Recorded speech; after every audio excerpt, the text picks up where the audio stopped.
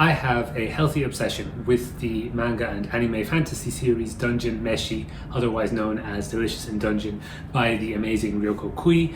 And one of my main things that I was doing in Japan, one of my main goals was, as I went from place to place, to look in their nerdy anime shops to see if I could find some nerdy anime goods, which I did, to do with Dungeon Meshi, obviously, and because where else am I going to buy them, right? And having little things like that makes me happy. So this is kind of a weird video because it's more about book-related goods than books themselves, but I did also buy 4 books while I was in Japan, and I normally don't buy many books at all in a single year.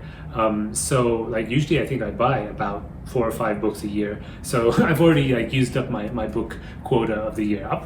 We'll see how it goes. But anyway, I'll talk about the books as well that I bought in Japan. But first I'll talk about the paraphernalia. I was extremely lucky to catch the very first ever Ryoko Kui exhibit in Japan. I'm pretty sure that's what they said it was. I'll show some footage of that here. It went through all of her different works in the galleries where you could see her artwork and read like little snippets of her stories as you go through the different books that she's written, including her most famous work, her fantasy series Dungeon Meshi, where I think the most interesting thing was they had like the different cover designs that she went through for each of the manga. They had like little blurbs where she talked about her thought process about, coming up with the design and meeting the demands of the editors and so on, and some of her personality comes out, which is quite interesting because I've never read any interviews by her before. They also had this like kind of barren looking room where they didn't really have enough stuff to fill the room in, and in the corner of that room, which you could easily just walk through, there was a tiny QR code on the wall, and if you scanned it you could get everything in English. So that was amazing. I easily could have missed that, but they had all the like kind of exhibit displays and a full interview with Ryoko Kui, all in English online. So I couldn't read it at the time because I didn't have Wi-Fi, but it was very interesting and insightful to read afterwards. Because although she's one of my favorite writers, I haven't read anything like that she's said, like in statements and so on. So reading the interview, you get kind of a glimpse of her personality, and it's quite negative and downbeat compared to how positive the books are, but I think that kind of makes sense because there's also some dark things that happen in the books as well. And anyway, it's very interesting, but like that's maybe a topic for a different video. At the end of the museum there was a museum shop. I thought I was going to buy loads of stuff there, but actually most of it was like, I don't know, most of the things in all the shops that I found Dungeon Meshi goods, they had so many things, but like none of them were like interesting for me. Like they had some stickers which were huge, which I'm like, where am I going to put that?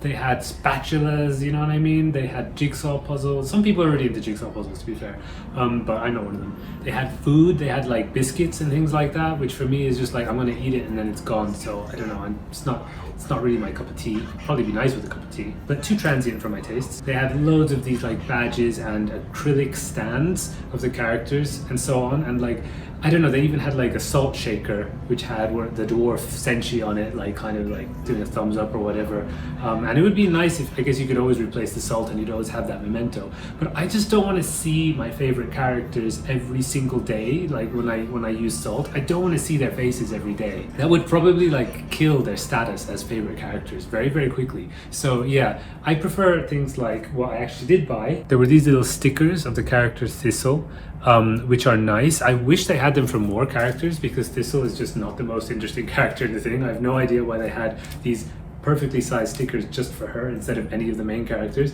but I'll take it. I got this bookmark. I have way too many bookmarks, but this bookmark is a Dungeon Meshi bookmark, so I got it. It says Dungeon Meshi, Dungeon Meshi, which is actually something from the anime, not from the manga, which is like the narrator says it at the end of every episode. Not every episode, but most episodes, like kind of, dungeon food, to sort of like encapsulate the feeling that eating in the dungeon really has got some deeper meaning to it, and like the food really brought people together and solved some social problems and stuff like that. Then I bought this file which has a picture of 2 of my favorite characters, Marcel and Fallon, on it. I'm trying to hold it so the glare doesn't kill you, but I really like this picture because it shows something that we don't really see so much of in the manga. But basically the story begins from the point of view of Laios, who's lost his sister in a dungeon and she was eaten by a dragon, so he and his friends have to rescue the sister, and that's how we begin understanding the plot. But at one point we get kind of a flashback for one of those other people on the team, Marcille, and we learn that she went to magic school with the sister, Fallon, and that Fallon is actually a very, very dear friend to her. And once we understand kind of their relationship dynamic, I read this in a comment somewhere online, maybe on Goodreads or Storygraph or whatever, but somebody wrote that once they like kind of recontextualize the story as not a brother trying to save his sister, but a girl trying to save her best friend, and in order to do so she has to kind of like, you know, get along with and go along with the plans of this kind of weird older brother of her best friend. It really adds like a whole new level of depth to the story, and it's the kind of thing that Ryoko Kui excels at, just having a very simple fun storyline and then adding in something else that makes you look at it differently. So yeah, as well as being very cute, I like this picture because of what it represents in the story, and also it's useful to like put your papers in and things like that. It's got a nice picture of their magic books on the back. For buying those things, I got this free postcard from the shop with Marcille on it, again catching a mushroom with her staff. They also had t-shirts. I really wanted to buy a t-shirt, but none of the designs were really matched for me. Like I didn't really like the vibe that they went for, so I didn't go for the t-shirt in the end. This is a t-shirt from a different nerdy thing that I like, which I'll mention again in a minute. And I did get 2 other t-shirts from different mangas, which I will, I guess I'll wear them when I talk about those mangas in other videos. Now in Kagoshima, I found a bunch of stuff. I found these little stickers that I didn't find anywhere else, which have nice pictures on them, and I don't know where I'm going to stick them, but I'll stick them somewhere nice. That's Fallon and Marcille. That's this elf guy who I don't really know anything about because I haven't finished the story yet. Then let's have a look at this other one. It's kind of like a gacha, what's it called? Like a lottery. Like you buy the stickers or you buy the badges and you don't know which ones you're gonna get. So you might get a not such a good one. This one, I didn't really like the first one that I got, but the second one, this picture of Marcille after she's turned to stone, spoiler alert, she gets turned to stone at one point, I absolutely love. So like, it's, again, because of what it represents in the story, and also because of like the memory of that really funny scene, means that whenever I look at this, I'm gonna smile and feel good. I'm gonna put that one, I don't know, maybe on my diary or something like that, somewhere where I do see it often. That's the, I know I just said before, if I see the characters every day, I'm gonna stop loving them. But if it's something like that, where, you know, it's on like my personal diary or something like that, not on my salt shaker, it's kind of different. I can't really explain why. I guess like diary is kind of like creative, personal, vulnerable area, whereas salt shakers are just like cook a meal kind of area. And I haven't integrated those two things psychologically in my mind. But anyway, let's have a look. This is from actually the first Dungeon Meshi shop that I went to. It was a pop-up shop in Tokyo. I bought this massive calendar which has got like pictures for every month. This is a very bittersweet picture because this is Fallon reunited with all the other characters, which is kind of what the aim of the adventure is, but something which doesn't happen for a lot of reasons. At least I haven't finished it yet, but up to where I am, it hasn't happened yet. So it's kind of sad as well as nice, which I like. But yeah, there's loads of pictures, one for each of the day of the month. I got more paper files because honestly, yeah, a lot of the things that they were selling, like tote bags and stuff like that, I just not what I need in my life right now. But I always have paper, and I always like find this quite unorganized. This is a picture with like a lot of the main characters on it. It's missing some of the main characters. It's missing Namari the dwarf, which I'm quite sad about because she's the best. But anyway, and then this is a picture of this is a different one. I got another file which has all of them dressed in the skins of frogs, and then one actual frog. Like they had to kill a lot of frogs and then wear their skins for practical reasons, which was very upsetting for Marcille, which is why this badge that I got, hang on,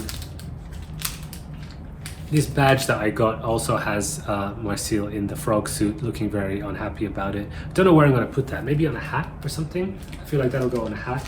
But yeah, so I got that from that shop, and then I got these things free from the shop. Like you do again a little lottery, and they give you a postcard and a kind of poster thing for free based on one of the characters. This is Laios. I got Laios, and Laios I got every time I did like a gacha thing, I always get Laios. I also got from that same shop these little plastic dungeon monsters like that I put in my bag. There's a bat there. There's Oh, that's one of the characters. He's called Shuro, and there on my coin purse is a little man-eating plant. You know, you can't really tell that they're from Dungeon Meshi, like especially that bat could just be a generic bat from anything, but I know in my heart that it's a Dungeon Meshi bat, and that's what matters. Now let's go on to the books. One of the very first things I bought when I got to Japan was in Kanazawa. I went into a bookshop and I found volume 7 of Dungeon Meshi, which is where I am up to in the manga. I read 1 to 6 in English. This is the first time I'm trying to read a full manga in Japanese, and it's difficult, but I've already seen the anime, so I kind of know what happens. And it's really interesting seeing the characters express themselves in a different language, because obviously like kind of, I don't know, the way you express things is totally different depending on what language you use. Like for people who use different languages, you'll know what I'm talking about. For everyone else, take my word for it. But yeah, so the personalities are slightly different because of the way they talk and the way they use language to express themselves. So I'm really enjoying this. I'm still even way at the beginning of it, but like it's slow progress, and I'm using the dictionary and writing out loads of words, and I'm learning like lots of extremely valuable vocabulary like ice golem and dungeon exploration and things that I am sure to use in everyday conversations with Japanese people. But I will put that down there. The next one is the, what's it called? Hikidashi ni Terrarium. Terrarium, oh, it's in English, Terrarium in Drawer. It's quite a colorful cover. I haven't opened the plastic yet. Her work before her big series, Dungeon Meshi, they're all like kind of, what do you call, one-shots, like kind of short stories basically. And they're often to do with fantasy, and they're often to do with like kind of mundane life and then fantasy and mixing them. Often they're kind of satirical and playing with like genre and stuff like that from what I saw in the museum. But you can see the seeds of what goes into her big manga all being planted. But I'm really looking forward to getting to know like her work, more of her work collectively, you know, rather than like considering her a favorite writer just on the basis of one series. And from the museum exhibit, I was able to read lots of little bits of these mangas, so I already have a strong idea that like it's something that I'm going to really like. It's not just her name and the basis of Dungeon Meshi which made me buy these, it's the fact that in the museum I could read a lot of little parts of them. Of the 3 books that she published before Dungeon Meshi, the one that had the stories that I was most excited to read was the second one, which was called Seven Little Sons of the Dragon. But that one's actually been translated into English already. So I'm gonna get the English version of that, and you can too. If you search up Ryoko Kui books or whatever, maybe I'll put a link to it down below. But yeah, that included like a story about a boy finding a mermaid and taking care of her, like Splash, I guess. But it just looked much more cute and interesting. Let's not getting them mixed up. But yeah, because I thought that one had like all the stories had something to do with the dragon. Maybe I'm getting them mixed up. Anyway, that was the one that I wanted to buy until I found out it was in English, so I gotta get the Japanese ones because these are tough. Obviously, while in Japan, I should buy the stuff I can only buy in Japan, right? So this one is Terrarium in Drawer. This one was the last book that I got before leaving Japan, which is why it's all nice and sealed, and I'm gonna open it now before you all.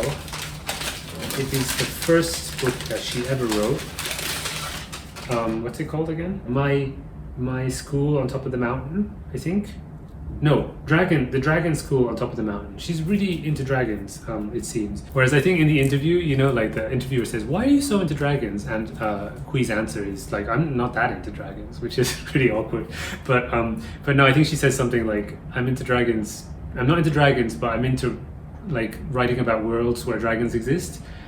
She gives a weird answers like that. But anyway, she's obviously into dragons on some level because she draws them a lot, and she's pretty good at it too. You know what? I think I want to read this one soon, so let's just take off the plastic now. I'll just open this one for you so I can show you the cover properly. On the front cover of this one, you see there is a centaur lady with shopping bags, which I think is a good symbol for Ryoko Kui's work in general. Let me take off this little flap bit so you can see her hooves more clearly. I remember I read like bits of her story in the exhibit, and they have like, it's kind of talking about a society where there are humans and there are centaurs, and there's sort of like social conflicts exist, and there's like a panel which shows them on like a kind of demonstration about workers' rights or something like that. And it just sounds like kind of really, really silly, but also I guess kind of a satire on people and like how different groups get along and stuff like that, which is what she is in her very first book, right? Fantasy creatures and like mundane things to do with food. and different social groups trying to coexist, and also like satirizing society and personality types as well. All of that is in Dungeon Meshi, and you can see it all already, like kind of the seeds of it in her first book, which is very exciting. So I'm really looking forward to reading this one. Then I bought one more book in Japan which has nothing to do with Dungeon Meshi. That's the end of the Dungeon Meshi section. But I also got a fourth book in Japan, so I'll talk about this too. This is a horror book, a collection of horror manga by Ito Junji, who is very, very, very popular in the West and not so popular in Japan, but kind of like a cult writer, I guess, in Japan. I guess he's a cult writer in the West as well, because like reading manga and stuff is sort of still like a cult thing, isn't it? Don't know what it's called, by the way. I can't read these things. In English it's called alley, I think, and it looks like it's something to do with like road, ground, something. It's got a lovely cover, like quite scary blue people in the walls, and contrasted with this girl's face. And it's like the papery feel of it is really nice and light. And the color is just good too. Actually, for such a big book, it's pretty light. And it's the main reason I got it is for one story in it called A Town with No Roads, which I think is one of Ito's most mature kind of works, in that it feels almost more like classic surrealism rather than horror. It is still horror, but it's kind of like classic surrealism as well. And you never really know what's happening in the story. It begins with a girl who is kind of convinced that her brother is spying on her, which is like really uncomfortable. Like in her own home, she keeps catching like his eye, like at the door hole, or like the hole in the wall, and she keeps noticing that he's looking through it. And when she confronts him, he denies it, and the parents also turn against her. And then like the parents, I think, start staring at her as well, something. Anyway, she gets too freaked out and uncomfortable to live in her home, so she goes to live with her aunt instead. But her aunt lives in a town where the people had decided to get rid of all the roads. At some point, they started just building where roads used to be, so that now when you move through the town, you always have to move through interior spaces, so, which also includes people's houses. So for example, if you want to get to the post office, you might have to climb through the window into someone's house, and then walk through a passage that used to be a garden, and then like open the front door of somebody else's house, and then walk through out the back door, and eventually you get to the post office. So the separation between living space and public space has been completely merged. And to like kind of compensate for that lack of privacy, everybody wears masks. So everybody's going around wearing kind of like Venetian masks, looking freaky, and just moving through each other's houses. And that collapse of like urban space, I suppose, and private and public into one just like kind of continuous space is really freaky and interesting as a concept, right? And yeah, like the actual plot is kind of bonkers and doesn't matter so much. It's more the concepts that he goes into in that one. That's why I think it's like one of his most mature works, and the art is gorgeous in it. The reason why that story is so important for me, and why I really wanted a physical copy of it that I can just like have on my shelf and go back to and like just own. I wanted to own a physical copy of that. But the main reason is, apart from the fact that it's really good, is that it inspired like a lot of the visuals of a video game called Forbidden Siren. This t-shirt is a nerdy thing from that video game. And that video game was, I think, definitely the most influential piece of media that I ever experienced or consumed, I guess, in my life, because of the way that it set me off on certain trajectories of thought and interests, which led to me becoming like, I don't know, like asking the kinds of questions that I did like as I went into my 20s, and then like kind of shaped my academic career. Is it a career? My academic life. I think it's only a career if you make money out of it, right? Although I did get a scholarship, so that counts for something, I guess. But anyway, there was that thing, and then also like it kind of led to me going to Japan and traveling, and basically being who I am and where I am right now, I feel can be traced back to that, and that can in turn be traced back to different inspirations, including this particular manga. So it's like kind of an ur-text, a kind of a cornerstone, a building block, which my life trajectory sort of like bounced off of and sent me off to wherever I am and wherever I'm going. So like I like having things like that. And this book has I haven't read any of the other manga inside it, so I'm very excited to read new things and see if I can discover new great stories, which, who knows, maybe they'll also be inspirational in one way or another. I did get quite a lot of other nerdy stuff in Japan, which I'm not going to really go into because it's not book related. I got these cute little characters from the video game I just mentioned, which I was really lucky to find because it's not that popular and it's very old. Also a sticker from it. Also got this little fossil Pokemon, Kabuto, which you will be seeing more of on my shelves, probably kind of based on a horseshoe crab. Very, very cute. Oh, I also have these stickers, which I actually got the last time I was in Japan, right before I left, and then I forgot to use them, so I'm going to use them soonish.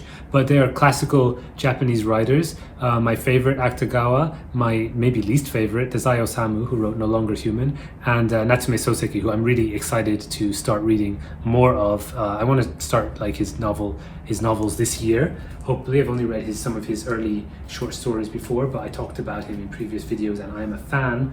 And well, I'm kind of a nascent fan. I want to become a fan because I've only read such a tiny amount of his. But yeah, like I really love these stickers. I just don't know where I'm going to use them. I'm going to probably like put them, I don't know, on letters to people or something like that.